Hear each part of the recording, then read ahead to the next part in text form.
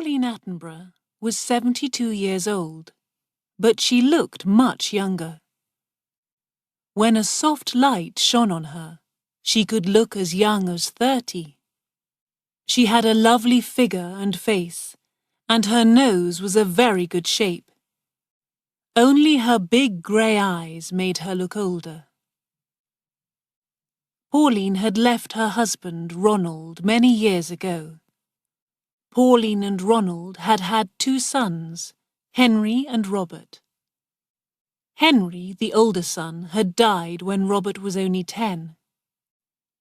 Now Robert was 32. He lived with his mother and worked as a lawyer in London. Robert Attenborough did not earn very much money, but this was not a problem. His mother was a rich woman. Pauline's niece, Sis, also lived in the house. Her father, Ronald Attenborough's brother, had died 5 years ago. Sis had no money or home of her own. She needed a place to live, so she depended on her Aunt Pauline. Sis was a big young woman, with dark hair and eyes. She was very shy. She was in love with her cousin Robert, but she had never told him this. Robert was also very shy. He had no confidence in himself.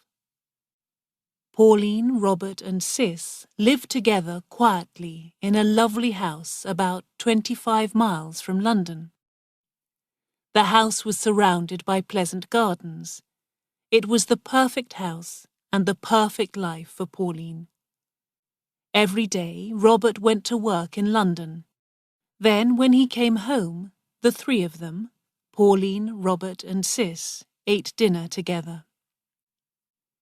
During dinner, there were always candles on the table. Pauline liked candles because the soft candlelight made her look young and beautiful. The soft light shone on the skin of her bare arms and the soft material of her dress. Pauline shone with happiness. She looked like a beautiful woman of only 32 or 33. After dinner, they had coffee in the warm drawing room. The room was full of lovely furniture. For many years, Pauline had collected furniture and beautiful, unusual pictures from many different countries. She had sold these things to museums for a lot of money. This had made her a rich woman.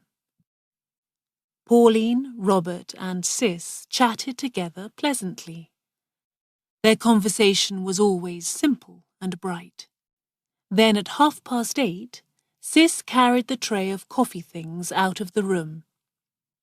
Robert always stayed and continued chatting to his mother. He always listened to everything that she said. At the side of the house, there was a large courtyard. Sis had a flat just across the courtyard, above the old coach house and stables. Several years ago, a carriage and horses had been in these buildings. Now Robert kept his car in the coach house.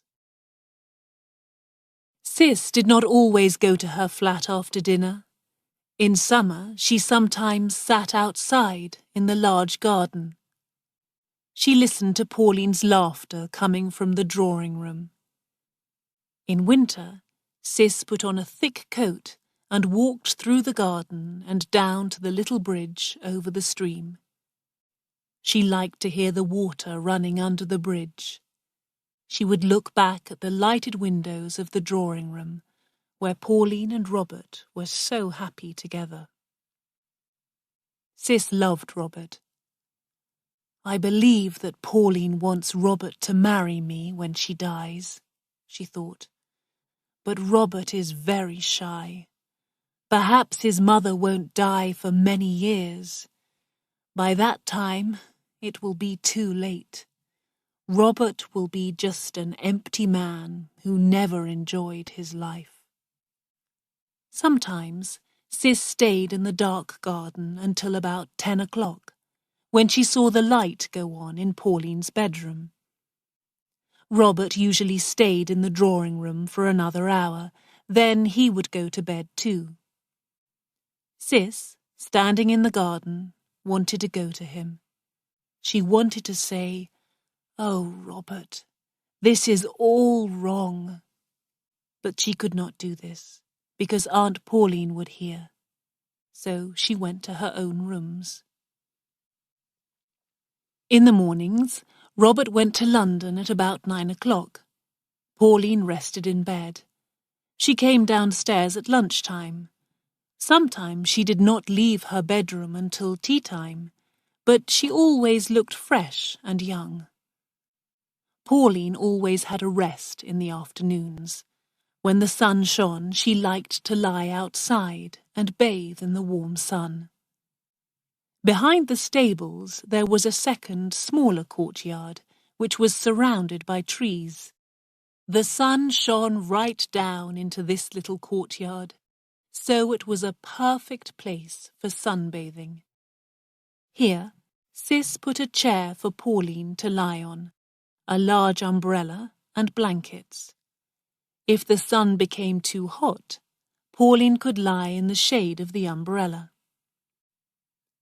One afternoon, Cis decided to sunbathe too. She found a ladder and climbed up onto the flat roof of the stables.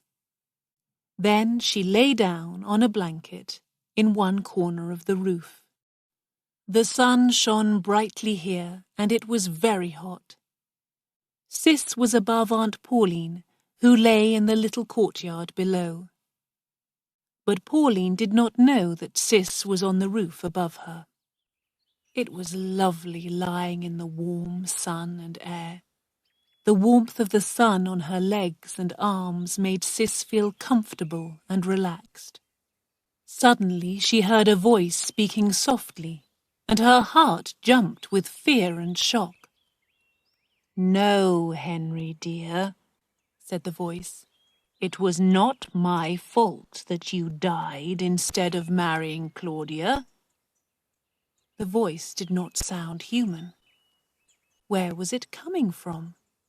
There must be someone on the roof.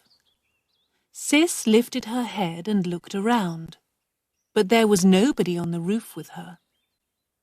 Suddenly she heard the soft voice again. "No, darling.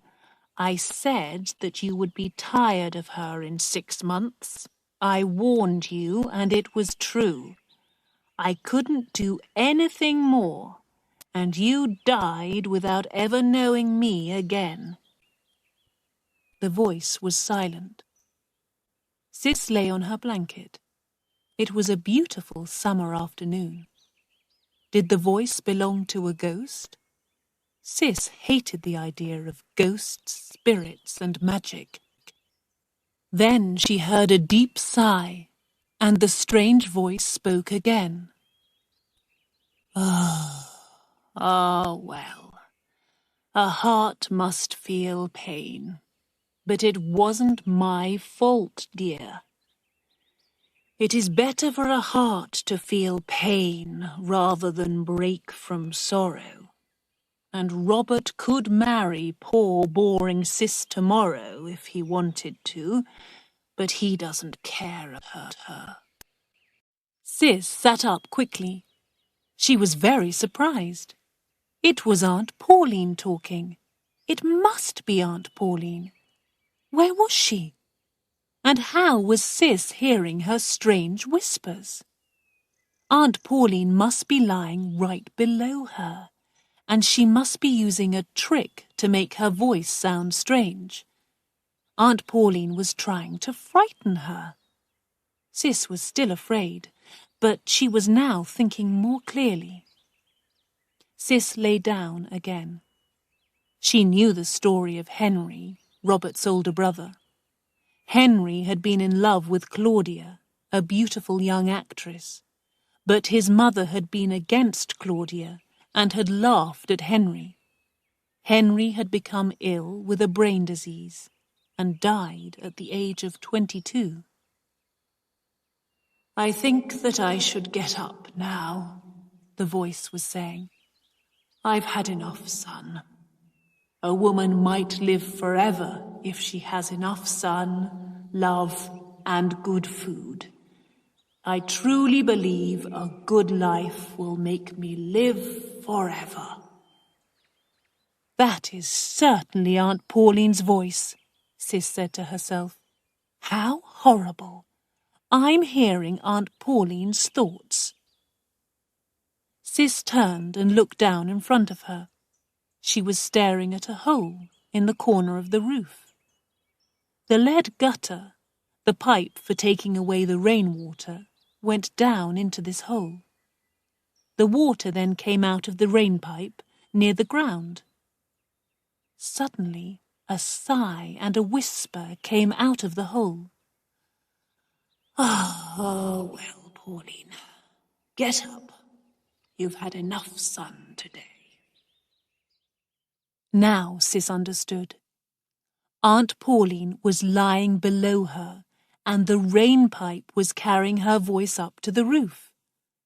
Aunt Pauline was speaking her thoughts aloud. She did not know that the sound of her voice was going up to the roof. So Aunt Pauline was feeling guilty about Henry's death. He had died, and she thought that it was her fault. Sis believed that Pauline had loved her big, handsome son, Henry, more than she loved Robert. Henry's death had been a terrible shock for Pauline. She only loved Robert because Henry was dead. Sis put on her clothes, picked up her blanket, and carefully climbed down the ladder. As she went down, she heard her aunt calling, "All right, Sis?" The lovely lady had finished sunbathing. She was returning to the house. Sis went into the small courtyard. She picked up Pauline's blankets and the chair and put them in the house. Then she looked for the opening of the rain pipe.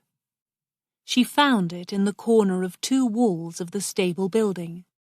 The mouth of the rain pipe was almost hidden by the leaves of a plant on the wall. When Pauline sat in her chair and turned her face to the wall, her mouth would be near to the rain pipe. Sis had heard her aunt's voice. No ghosts, spirits, or magic had made the voice. That evening, after they had drunk their coffee, Pauline stood up. "The sun has made me so sleepy today," she said. "I shall go to bed now. You two sit and chat." When Pauline had gone to bed, Sis turned towards Robert. "Do you remember your brother Henry?" she asked him. Robert looked at her in surprise. "Yes, very well," he said. "What was he like?" asked Sis. "Tall and handsome, with soft brown hair like mother," Robert said. "Women liked him. Henry was very happy and clever." "Did he love your mother?" "Very much," Robert said. "She loved him too, more than she loves me."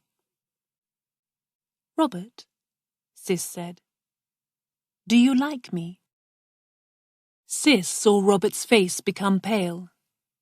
"Yes," Robert said, "I like you very much." "Will you kiss me?" "Nobody ever kisses me," Sis said. Robert looked at his cousin with fear in his eyes. Then he stood up and kissed her gently on the cheek. Sis held Robert's hand and pressed it against her breast. "Come and sit with me in the garden," she said. "But what about Mother?" he said. He was nervous and shy. Sis smiled a little and looked into his eyes. Suddenly Robert's face became red. A few minutes later, she left him and went to her flat. The sunny weather continued. It was now July. Every afternoon, Pauline sunbathed in the small courtyard, and Sis lay on the roof above the stables, listening. But the sound of Pauline's voice did not come up the pipe again. After dinner in the evenings, Sis waited in the garden. She saw the light go on in her aunt's bedroom. She saw the lights go out in the drawing room. She waited, but Robert did not come into the garden. Then one night, he came out and walked towards her.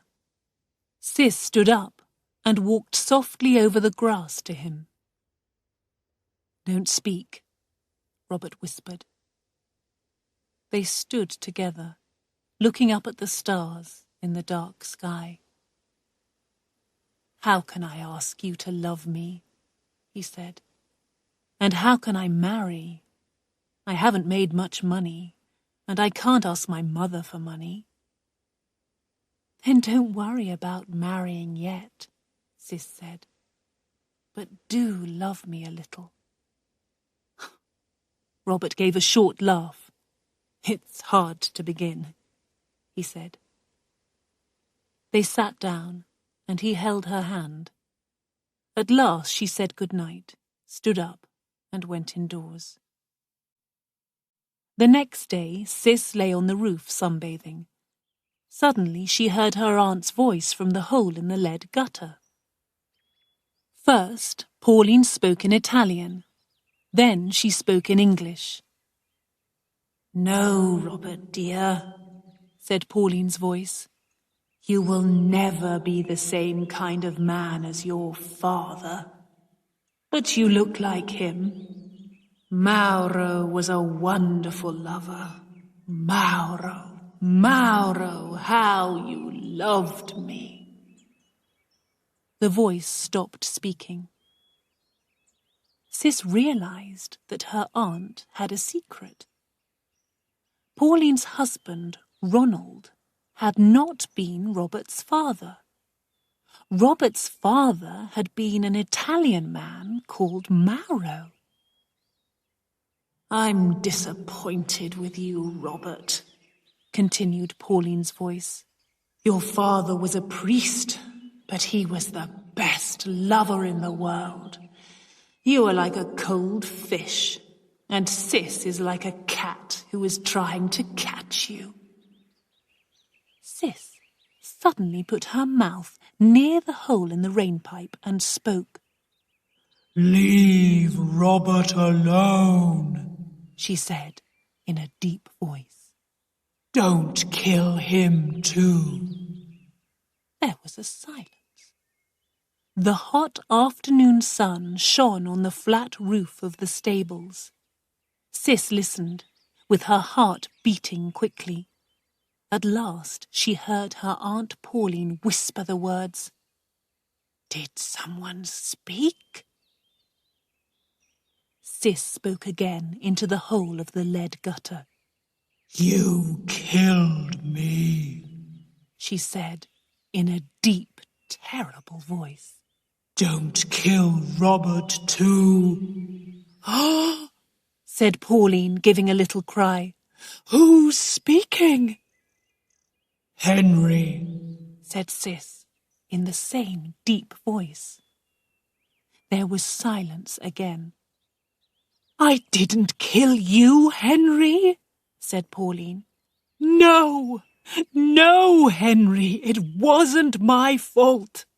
I loved you, my dearest boy. I only wanted to help you." "You killed me," Sis said in the deep voice. "Now let Robert live. Let him go. Let him marry." "Henry," said Pauline, "are you a ghost? Have you come to punish me for your death?" "Yes, I have come to punish you," said Sis, in a terrible, frightening voice. She was very angry with Pauline. She felt that her anger was going down the rainpipe to her aunt. At the same time, she almost laughed. This was a very funny conversation. Sis lay and listened. No sound came from the rainpipe. The afternoon had become cooler. Yellow and grey clouds had covered the sun. There was a roar of thunder. A storm was coming.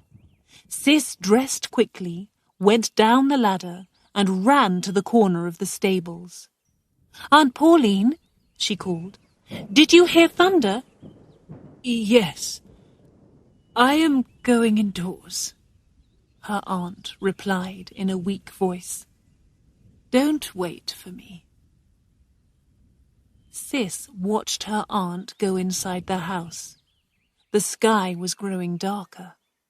Sis took the blankets and the chair and hurried inside. Then the storm began.